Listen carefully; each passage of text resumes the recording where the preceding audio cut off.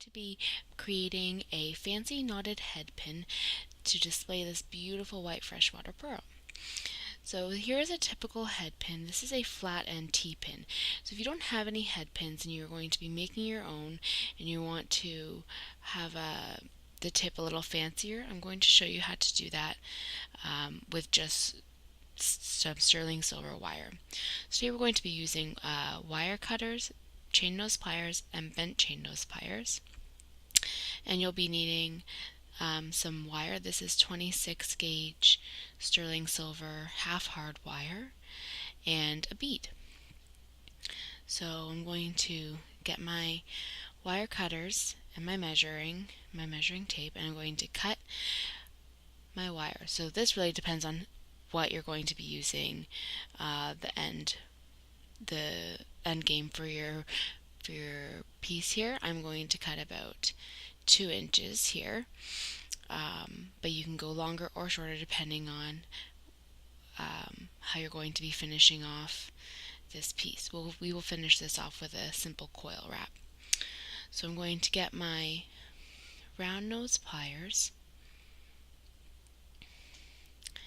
I'm going to grip the end of the wire here so it's not popping out from the top. I want it to be nice and smooth. If I run my finger over it, it should not wiggle. I'm going to use my thumb and just do some simple coils.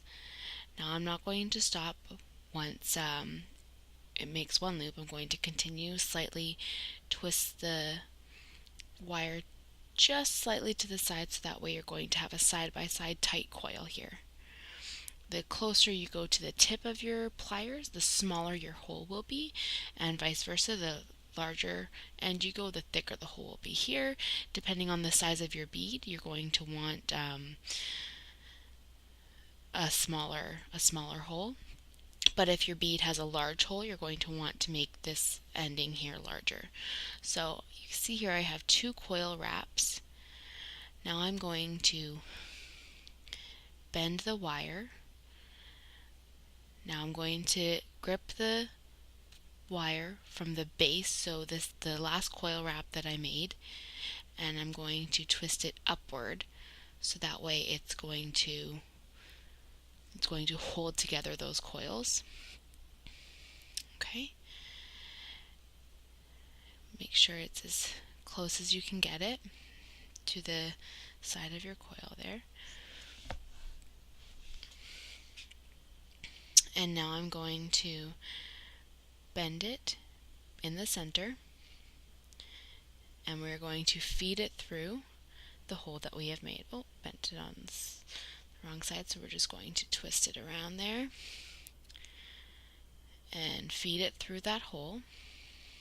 Just use your fingers for this at the moment. You don't want to kink your wire too much, so if you use tools right now you might pull on it too much. We're going to reach for our chain nose pliers in here, grip the tip there, and using your thumb just hold that in place, feed it through, pull. Don't tug it too hard, just a nice tension there, and then there you have it. So the hole that I made here wasn't as small as it could have been, so we're just going to refine everything, close it up, tighten it up a little bit. You want to do this gently. You don't want to squeeze too hard, or you might kink your loops and it won't look nice and round at the end. There we go. Now we're just going to straighten out the tip here so we can feed our bead through it. I love these little knots. I think they look like little rosebuds at the end of a bead. They're very sweet. Nice way to finish off a wire wrap bead. Okay, so now I'm going to bead my pearl onto that wire. Once I find the hole. And then you could feed more than one bead onto this, obviously making pendant or just the single bead here. To finish this up, we will do a wire wrap. So I'm going to get my, the round nose pliers,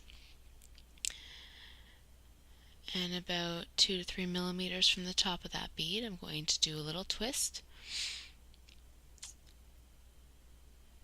away from myself, and then I'm going to use my fingers, grip that wire there, depending on the size of the hole, the loop that you want along your nose pliers, and then I'm going to wrap it around, creating a loop.